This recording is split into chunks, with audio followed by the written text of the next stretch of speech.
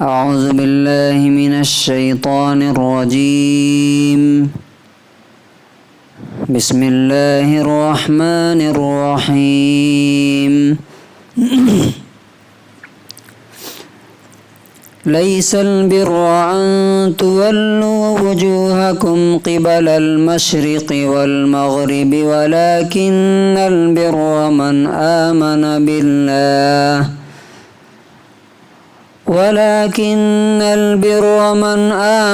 بالله واليوم الآخر والملائكة والكتاب والنبيين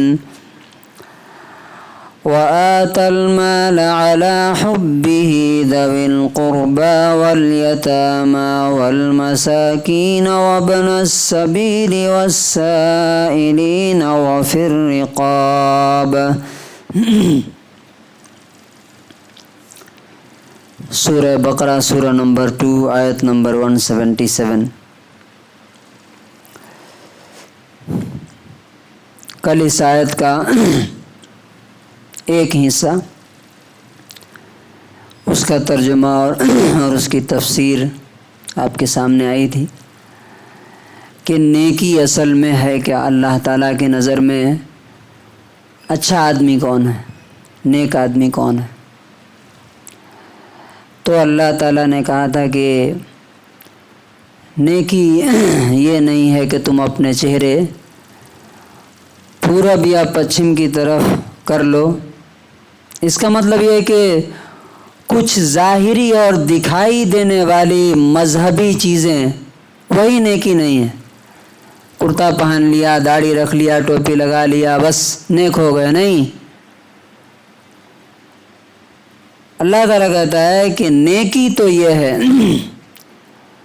کہ وہ شخص اصل میں نیک ہے جو اللہ پر یقین رکھے، آخرت کے دن پر یقین رکھے، فرشتوں پر، کتاب پر اور نبیوں پر. اب جو دوسرا حصہ ہے وہ کیا ہے؟ وَآتَى الْمَالَ عَلَى حُبِّهِ ذَوِي الْقُرْبَى، مال دے اس کی محبت کے باوجود. کس کو؟ رشتہ داروں کو، ریلیٹیوز کو. والیتامى، یتیموں کو، اناتھ کو. والمساکین، غریبوں اور ضرورت مندوں کو. وابن السبیل، مسافر کو، ٹریولر کو.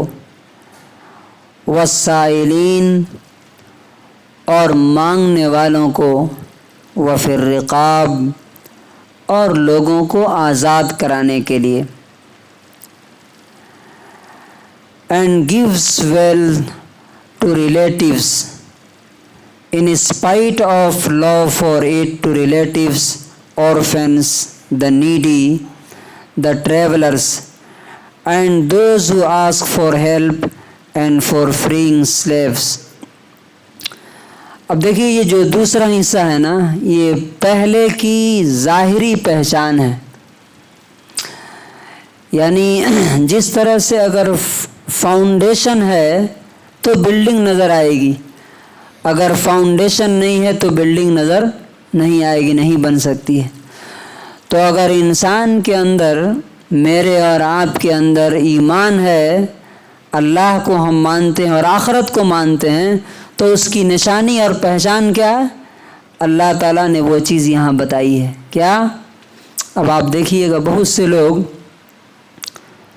نمازیں پڑھتے ہیں، حج بھی کرتے ہیں، تسبیحات بھی پابندی سے پڑھتے ہیں، لیکن جب مال خرچ کرنے کی بات آتی ہے، ہم ایسے لوگوں کو جانتے ہیں کہ ایک پیسہ بھی اپنا دوسروں پہ خرچ کرنا نہیں چاہتے.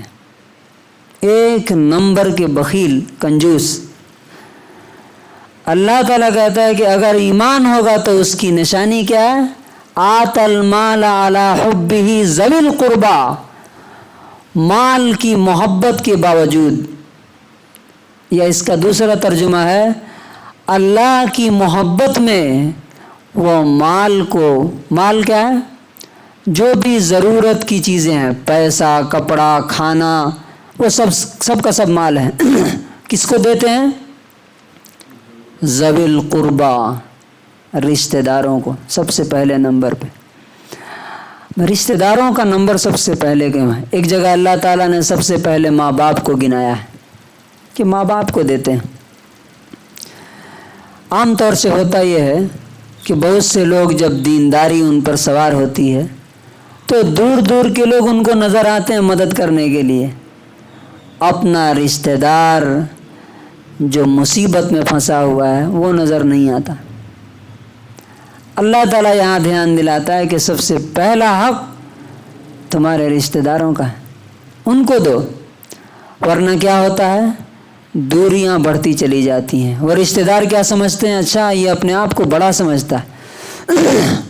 اچھا ہوتا کیا ہے کہ جب ایک آدمی کے پاس پیسے ہوتے ہیں تو وہ صرف پیسے والوں کو پوچھتا ہے، رشتہ داروں میں سے اسی کے یہاں جاتا ہے جو اس کے برابر کے، اس کے لیول کے ہوتے ہیں، اور انہی کو اپنے یہاں بلاتا ہے۔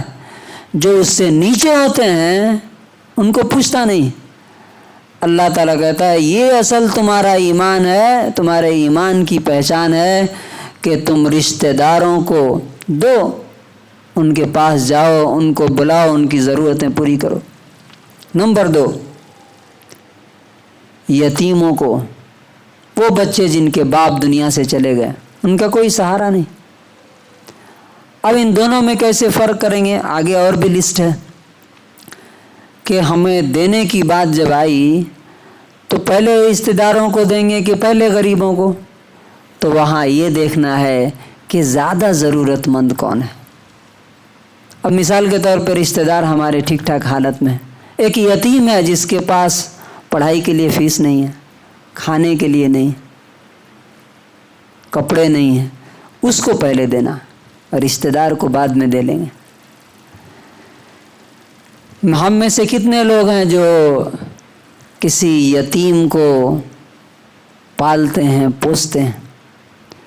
آپ کو معلوم ہے بہت سے غیر مسلم ان کے پاس سنستھائیں ہیں باضابطہ، دور مت جائیے، یہیں پہ آپ مٹھ چلے جائیے، سینکڑوں یتیموں کو پال پوس رہے ہیں۔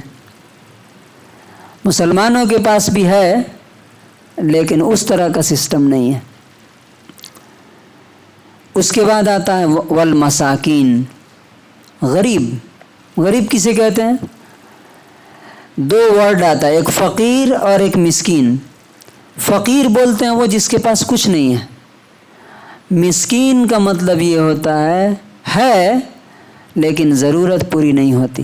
مثال کے طور پہ اس کی جو تنخواہ ہے، جو اس کی انکم ہے، اس کی ضرورتیں اس سے زیادہ، اس کے بچے زیادہ ہیں، کوئی ماں بیمار ہے، کوئی باپ پریشان ہے، کوئی قرض ہے، تو جو انکم ہے اس کے حساب سے اس کی ضرورتیں پوری نہیں ہوتی۔ تو اللہ تعالیٰ کہتا ہے اچھا وہ کسی سے مانگتے بھی نہیں، یہ بھی ہے، وہ کسی کے سامنے ظاہر نہیں کرتے، ہاں آپ پوچھیں گے تو وہ بتائیں گے کہ یہ قرضہ ہے، وہ پریشانی ہے، بچوں کی فیس باقی ہے، فلاں۔ تو اللہ تعالیٰ کہتا ہے کہ ایسے لوگوں کو ڈھونڈ کر کے دینا تمہاری ذمہ داری۔ اور وابن السبیل، کوئی سفر کر رہا ہے، اس کا پیسہ ختم ہو گیا تو اس کی ضرورت پوری کرنا۔ والسائلین، اور مانگنے والوں کو دینا۔ کوئی مانگنے آتا ہے تو ہمارا سر سے لے کر کے پیر تک ہم جل جاتے ہیں، ارے یہ مانگتے پھرتے ہیں، خالی دھندا بنا لیا ہے، فلاں چلا، 10 طرح کی باتیں بولتے ہیں۔ آپ کو نہیں معلوم کہ اس کے حالات کیا ہیں۔ اگر معلوم ہے کہ اس کو ضرورت نہیں ہے پھر بھی مانگ رہا ہے تب تو آپ بول سکتے ہیں کچھ، لیکن اگر نہیں معلوم ہے اس کی حقیقت اور مانگ رہا ہے وہ، تو پھر کوئی بھی کمنٹ کرنا یا دل میں کوئی بدگمانی کرنا یہ سراسر گناہ اور ناجائز ہے۔ اور آخری چیز ہے وفی الرقاب، گردنوں کو چھڑانے میں، یعنی لوگوں کو آزاد کرانے میں۔ پہلے غلامی کا دور تھا تو اس میں لوگ غلامی سے آزاد کراتے تھے، اب کیا ہے؟